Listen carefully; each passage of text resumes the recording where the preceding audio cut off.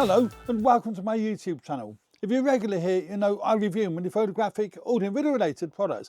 Today I want to take a quick look at the Fujifilm XC 35mm lens. I've actually got it fitted to me XS20, and the XC 35mm lens is a really excellent lens. I really do like it. I was a bit concerned whether it'd be any good really, because it was really cheap. It's about 160 quid new here in the UK, where the XF35 is nearer to 400 quid, where it's 390 quid. So this is less than half the price of what the XF35mm lens is, but it isn't half the quality. In fact, the image quality is virtually identical, as so many reviewers say. But where Fuji have saved money with this particular lens is they made it plastic, so it's a plastic lens, very lightweight lens, and it's got a plastic mount, and it isn't weather sealed. But the optical quality is excellent. Now, I use this lens predominantly in the studio here for filming, and I've actually done some filming, quite a bit of filming with this lens, doing presentations to camera, doing this particular shot. I'm actually filming this shot today with my Sony a6700 and the Sigma 30mm lens. It's a fairly close focal range to what this one is, and it's a great focal range because it gives the nice depth between myself and the background without it being too much. The background is still, you know, you can still see what it is, but it does blow it out of focus enough to look nice and creamy. It looks really nice. Well, the Fujifilm XC 35mm lens does the same. So I don't need it to be weather sealed when I'm using it in the studio here, but I do need the quality to be really good. And I've found when I do use this lens that the quality is excellent. Now, it's an f2 lens, where other lenses are normally around about f1.8. So that's negligible. That's pretty much the same, isn't it? f2, f1.8. You know, who cares? It is a crop sensor lens, so it is designed for your crop sensor bodies.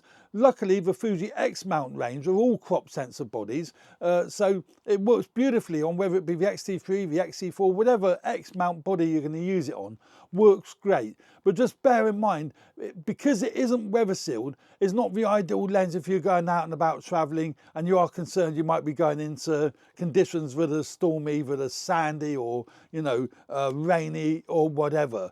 Now, I find it works great on the XS20, looks really nice, and I'm not worried about the fact that it's a plastic lens, but optically it's as good as the XF35mm lens. So we'll take a quick look at some of the images on my computer here so you can actually see them, and also they'll be on my Flickr page or my SmugMug page, so take a look at them there. You'll be able to get a much better indication of how good this lens is there than you will on my YouTube channel.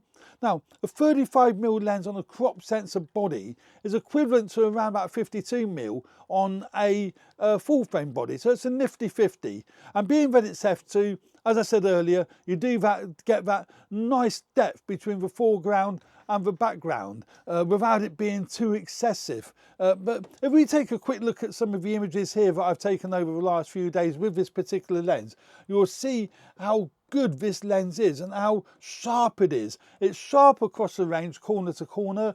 It handles chromatic aberration really well.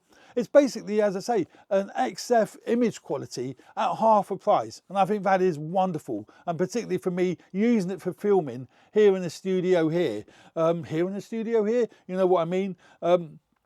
But you know, really nice sharp lens. I really enjoy using it. You can see the lovely out of focus area. It's nice and clean out of focus. It doesn't look digital. None of the images look digital that you take with Fuji bodies, and just the lovely clarity and lovely sharpness that this lens does give. As I say, all these images will be on my Flickr page, so take a look at them there rather than here. I'm just spinning through them.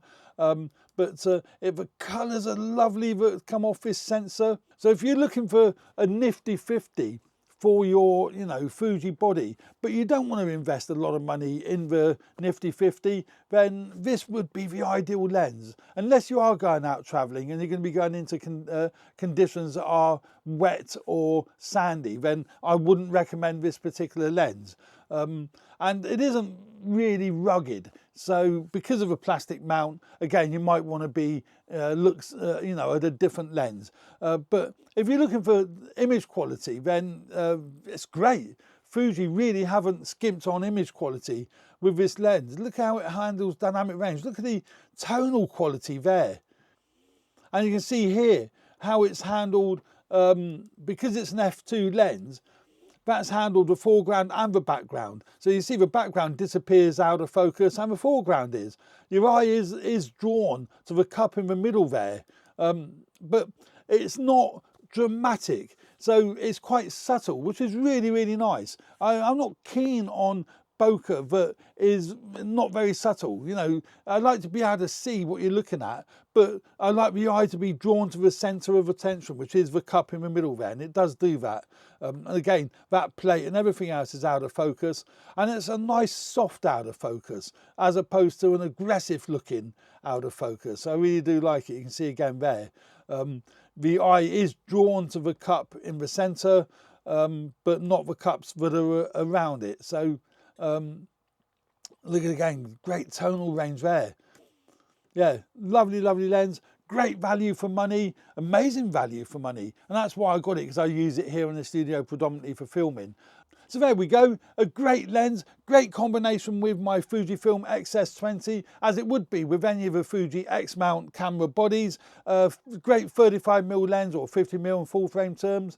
I can highly recommend it. Great value for money as well. So there we go. Thanks very much for watching. Don't forget to take a look at the photographs on my Flickr or SmugMug page. That'd be really handy, and I have put a link in the description of this video. Take a look at them there, and don't forget to like and subscribe if you like the content of this video. It'd be really, really helpful. And if you like the channel, don't forget to subscribe. It does help me grow the channel, and it helps with the YouTube algorithm. So thanks very much. Cheers for now. Bye.